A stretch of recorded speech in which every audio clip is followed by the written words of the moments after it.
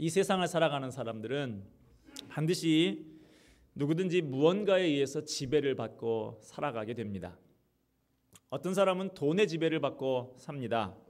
사람을 상대해 보면 이 사람은 그 모든 것의 밑바닥에 돈이 자리 잡고 있구나 하는 그런 느낌을 주는 사람이 있어요. 이런 사람 돈을 기준으로 사람을 판단하고 모든 것을 평가합니다.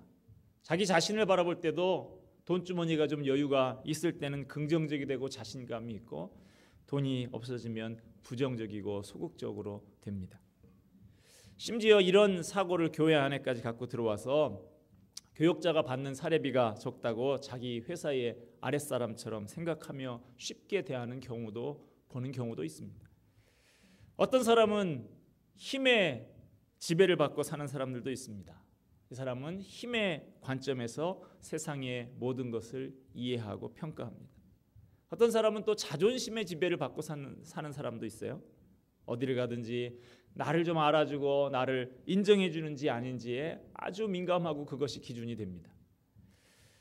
무엇이든지 자기가 가장 소중히 여기는 것을 우선으로 여기고 살다 보면 그것을 제외한 나머지는 다 전부 뒤로 밀리게 됩니다. 돈이 최고인 줄 알고 사는 사람, 그 사람은 돈을 위해서 건강도 그 밑에다 다 잡아놓고 인간관계도 다 밑에다 집어넣습니다. 다 집어넣습니다.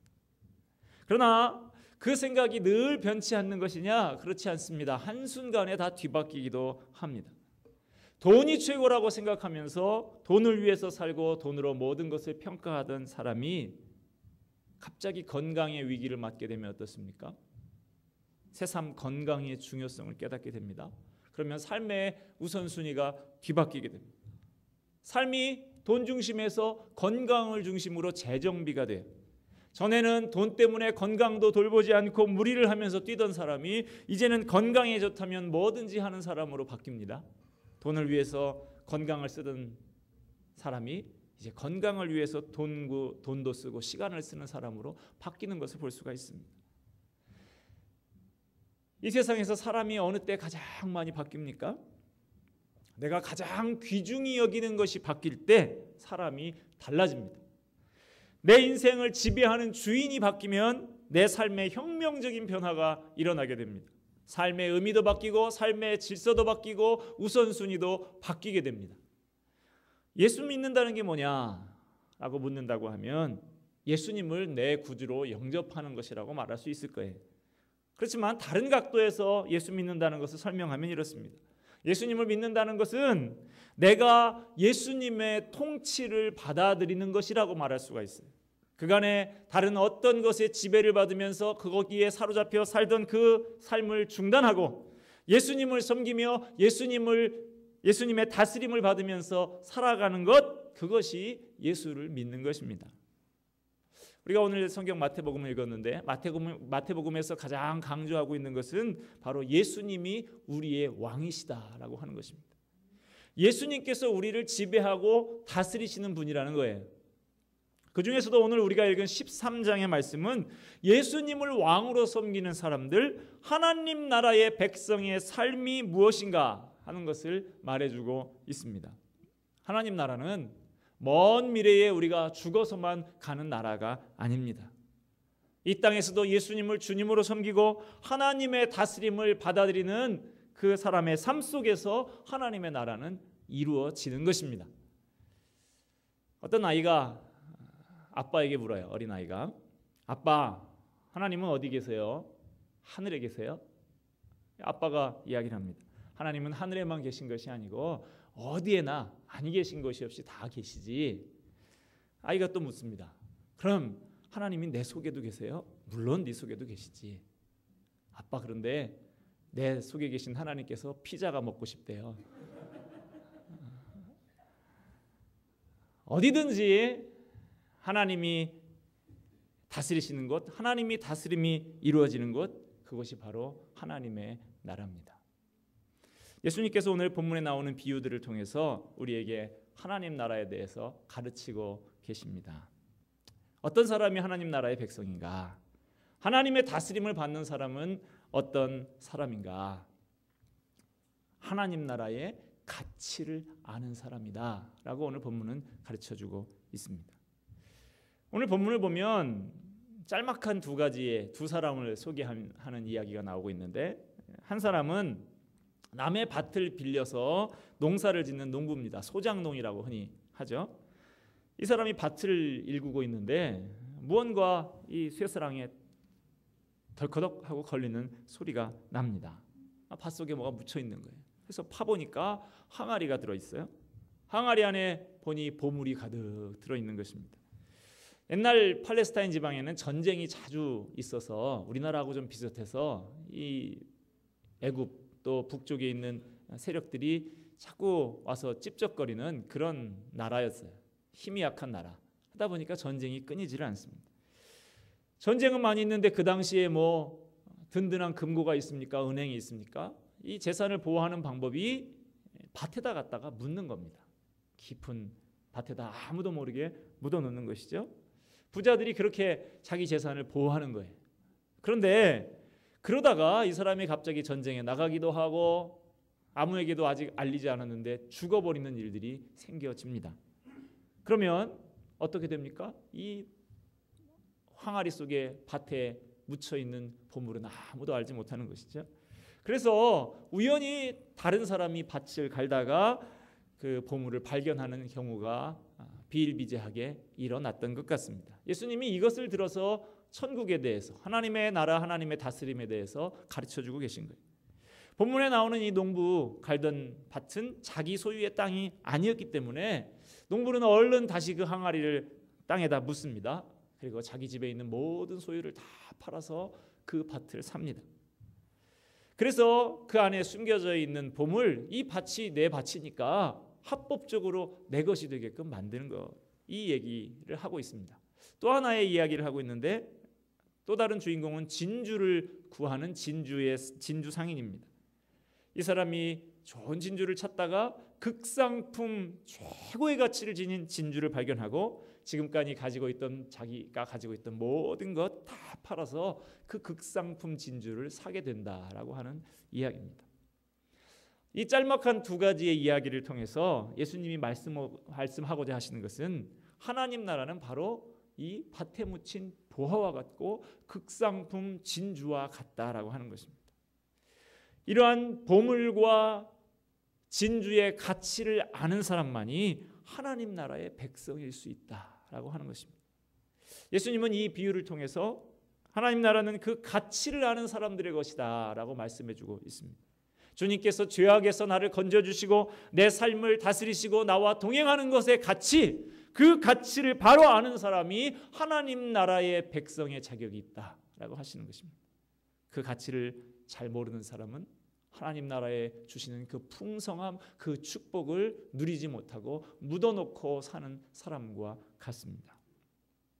1947년의 이야기입니다. 1947년 봄에 무함마드 아띠브, 아마 이슬람 쪽 사람이다라는 느낌이 들죠. 이 베두인족 소년인데 이 소년이 염소를 잃어버렸어요. 염소를 기르다가 염소를 잃어버려서 염소를 막 찾아서 여리고 남쪽 13.6km 지점에 사해바다 서쪽이에요. 그 해안가에서 돌아다니다가 지쳤어요. 지쳐서 그 주변에 이렇게 동굴들이 많이 있는데 돌을 집어서 동굴에다가 이렇게 심심풀이로 던졌습니다. 던졌는데 던진 돌이 동굴 안으로 들어가더니 쨍그랑 소리가 나는 거예요. 이거 뭐냐? 그리고 동굴 안에 들어가 보니까 그 안에 항아리가 여러 개 들어 있었습니다.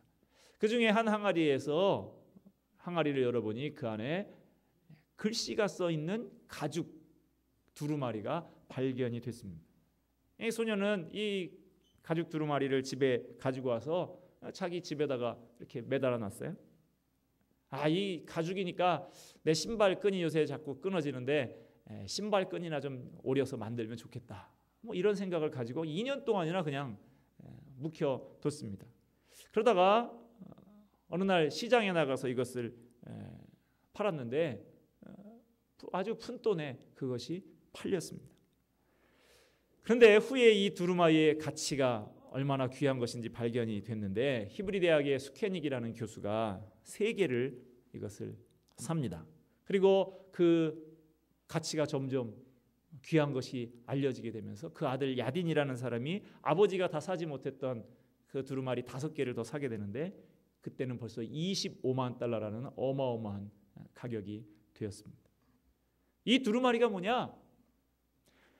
바로 현존하는 가장 오래되고 권위 있는 성경 사본인 사해사본이라고 하는, 얼마 전에 작년인가 우리나라에서도 전시회도 했어요. 사해사본이라고 하는 사본이 이렇게 우연히 발견이 됐던 것입니다. 이렇게 우연히 발견된 이 사해사본이 성경 연구에 획기적인 발전을 가져왔고 많은 사람들에게 좀 더 원본에 가까운 하나님의 말씀을 정확하게 전하는 계기가 되었던 것입니다. 이 엄청나게 소중한 자료가, 이것을 처음 발견한 그 무함마드, 이 소년에게는 그저 끊어서 신발끈이나 만들 정도의 가치밖에 없는 낡은 가죽 조각에 불과했다라고 하는 것이죠. 소중한 가치를 가진 것이라고 할지라도 모든 사람들이 그것을 다 알아보는 것은 아닙니다. 가치를 알아보는 사람만이 그 귀중함을 아는 것입니다. 밭에서 보물을 발견한 이 농부가 그 가치를 알지 못했다면, 상인이 귀한 진주를 보고서도 그 가치를 몰랐다면 모든 것을 다 팔아서 그것을 샀겠습니까? 그 가치를 바로 알 때 바로 그것이 의미가 있다라고 하는 것입니다.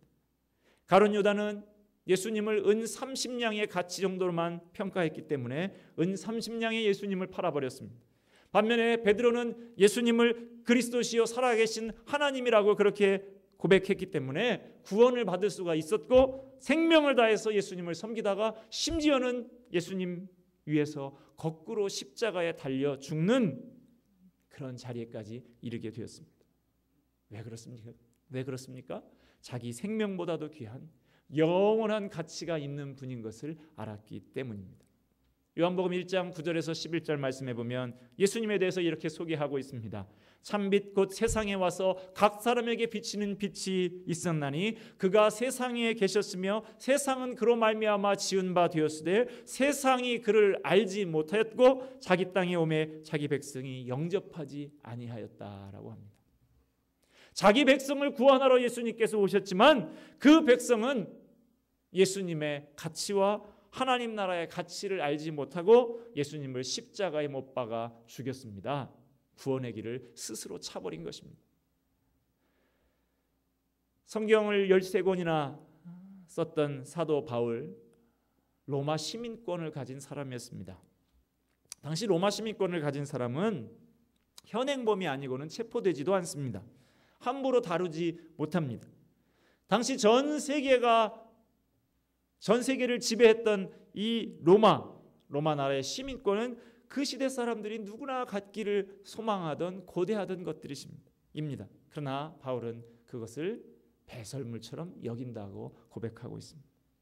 바울에게는 또 놀라운 지식이 있었습니다. 가말리엘이라고 하는 당대 석학의 제자였습니다. 그가 가진 지식과 명예는 많은 사람들이 선망하는 것이었습니다. 그러나 바울은 이것 또한 나는 배설물같이 여긴다라고 말하고 있습니다. 왜냐하면 예수 그리스도를 아는 이 비밀, 하나님 나라를 통해 주시는 놀라운 은혜와 평안이 세상 사람들이 가치 있다고 생각하는 것들과 비교할 수 없이 크고 놀라운 것이기 때문에 그렇습니다. 성경의 시편 기자는 시편 84편 10절에서 주의 궁정에서 지내는 하루가 다른 곳에서 지내는 첫날보다 낫다고 말합니다. 그래서 악인의 장막에서 지내는 것보다 내 하나님의 성전 문지기로 있는 것이 좋다라고 고백을 하고 있습니다. 하나님 나라의 가치를 아는 사람만이 하나님 나라를 사모하게 됩니다. 이 세상에서 다이아몬드가 제일 많이 나는 지역이 아프리카인데, 아프리카에서 그렇게 많이 나는 다이아몬드를 당시의 백인들, 유럽에 있는 백인들이 헐값에 살 수가 있었습니다. 왜냐하면 아프리카 사람들은 그 다이아몬드의 가치를 알지 못했기 때문입니다. 귀한 진주, 여기에 나오는데 귀한 진주의 임자는 그 진주의 귀한 가치를 아는 사람이 될 수 있는 것입니다. 오늘 여러분 이 자리에 나와서 예배를 드리고 있는데 이 예배 시간에 얼마만큼의 가치를 두고 예배를 드리고 계십니까? 여러분이 가치를 두는 만큼 예배 시간을 통해서 새롭게 변화되고 새롭게 될 수 있는 것입니다. 누가 성경 말씀을 자기의 것으로 받아들이고 그 말씀대로 생명같이 여기며 살아가게 됩니까? 바로 그 가치를 아는 사람들인 것입니다. 하나님의 나라는 절대적인 가치를 가지고 있습니다. 예수님의 통치를 받는 그 삶이 얼마나 가치가 있고 귀중한 것인가 아는 사람이 바로 하나님 나라를 소유할 수 있는 사람인 것입니다. 오늘 여러분은 무엇을 섬기고 누구의 통치를 받고 살아가고 계십니까? 분명한 가치 판단 없이 그저 지금껏 그냥 살아왔던 삶을 그대로 살고 계신 분들도 있을 것입니다. 이 시간에 가치관을 새롭게 정립하시기를 바랍니다. 정말 가치 있는 것이 무엇인지 찾으시기를 바랍니다. 여러분의 삶의 우선순위가 근본적으로 바뀌어질 수 있기를 바랍니다. 주님을 섬기며 주님이 다스리시는 축복이 온전히 그 삶 가운데 여러분의 가정 가운데 임하시기를 주님의 이름으로 축원드립니다. 또 어떤 사람이 하나님 나라의 백성인가 하는 것을 오늘 본문은 가르쳐주고 있습니다. 하나님의 다스림을 받는 사람은 어떤 사람인가? 하나님 나라를 얻기 위해서 결단하는 사람입니다. 밭에 감추어진 보화를 발견한 이 농부를 생각해 보시기 바랍니다. 농부는 보물의 가치를 알았기 때문에 어떻게 해서든지 이 보물을 차지하고 싶었어요. 그런데 가난해서 남의 밭에서 농사를 짓고 있는 이 소작농이 그 밭을 살 돈이 어디가 있겠어요? 돈이 있었으면 벌써 사서 내 밭에다 농사 지었지 뭐 남의 밭에다가 농사를 짓습니까? 그래서 이 농부는 없는 살림에 토지 대금을 마련하기 위해서 집에 가서 겁나가는 것이 뭐가 있을까 생각해서 하나하나 닥치는 대로 다 처분을 합니다. 그 가운데는 아마 팔 수 없을 만한 귀한 사연이 담겨 있는 물건도 있을 거예요. 예를 들어서 사랑하는 아내와 주고받은 그 결혼 반지, 그 정표, 그것을 함부로 팔 수 있습니까? 어렵게 얻은 귀한 자녀에게 애지중지하게 입혀준 그 입고 다니는 그 옷, 그거 쉽게 팔 수 있습니까? 당장 입고 먹고 자는데 꼭 필요한 가재도구들, 이것은 꼭 필요한 것이지만 그러나 그런 것들 상관없이 다 팔아치웁니다. 함부로 팔아서는 안 되는 귀한 사연이 담긴 물건들까지 어쩌면 가족들에게 오해를 사면서까지 다 팔아버리는 이유가 무엇입니까? 훨씬 더 가치 있는 보물을 소유하기 위한 결단인 것입니다. 진주상인의 경우도 좀 생각을 해볼까요? 진주를 팔고 사는 전문가의 입장에서 평생에 내가 다시 이런 진주를 만날 수 있을까 하는 그런 극상품 진주를 발견했습니다. 그런데 이 진주는 귀한 만큼 아주 비쌉니다. 자기 가진 전 재산을 다 팔아야 겨우 살 수 있을 만큼 고가입니다. 상인은 자신의 금고에 간직한 그 귀중품들을 한번 쳐다봅니다. 그 하나하나에 다 사연이 담겨 있어요. 그것을 얻기 위해서 갖은 위기도 다 넘겼습니다. 자료를 찾아보니까 그 당시에 사람들이 이 진주가, 그 당시에 뭐 다이아몬드가 있어요. 뭐가 있어요?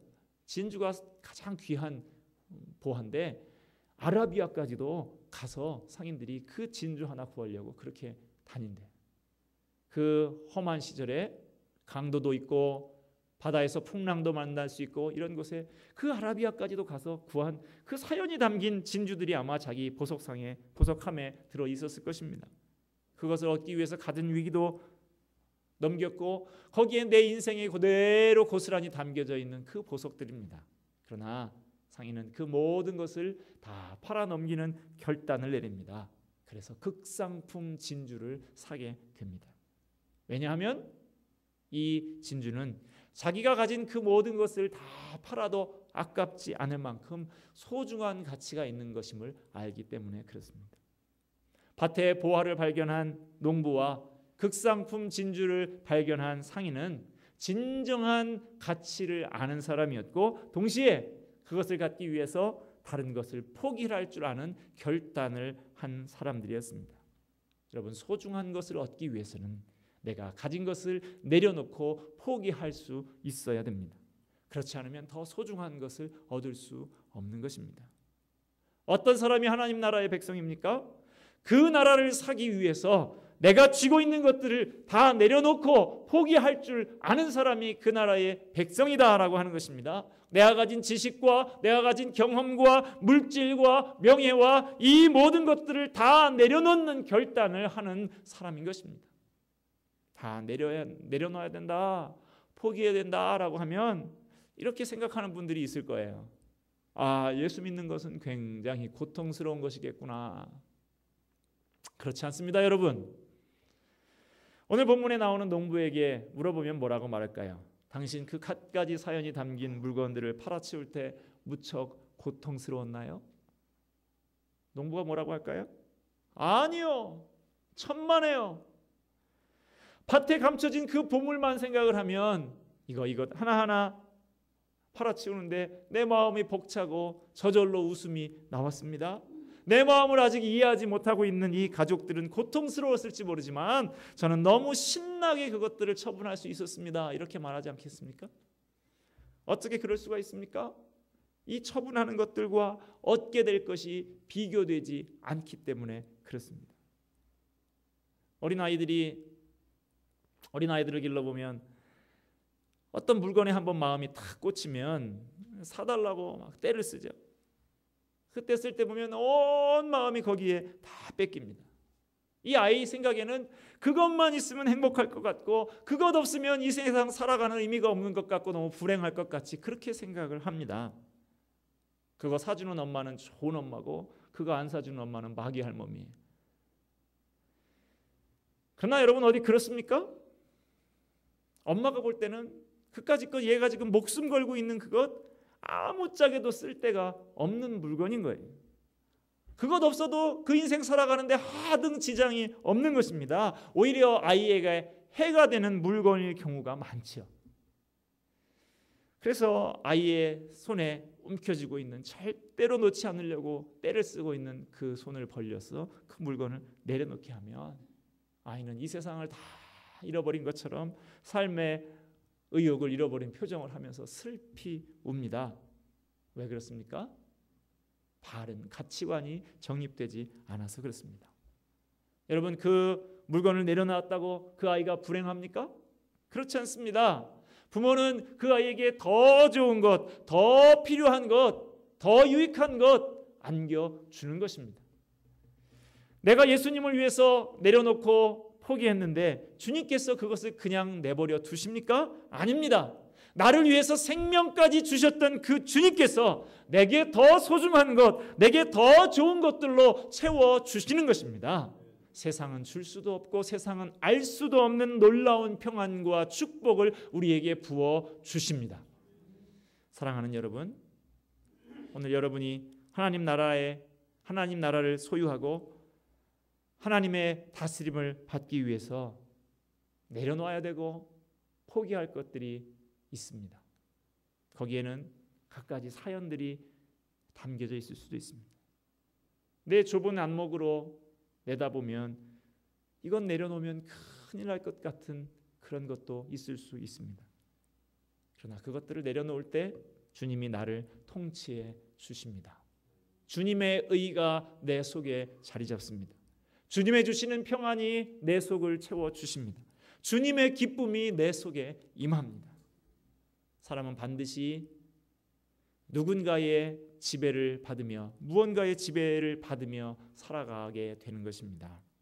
여러분은 오늘 무엇의 지배를 받고 누구의 통치를 받으며 그렇게 살아가고 계십니까? 여러분의 가정은 어떻습니까?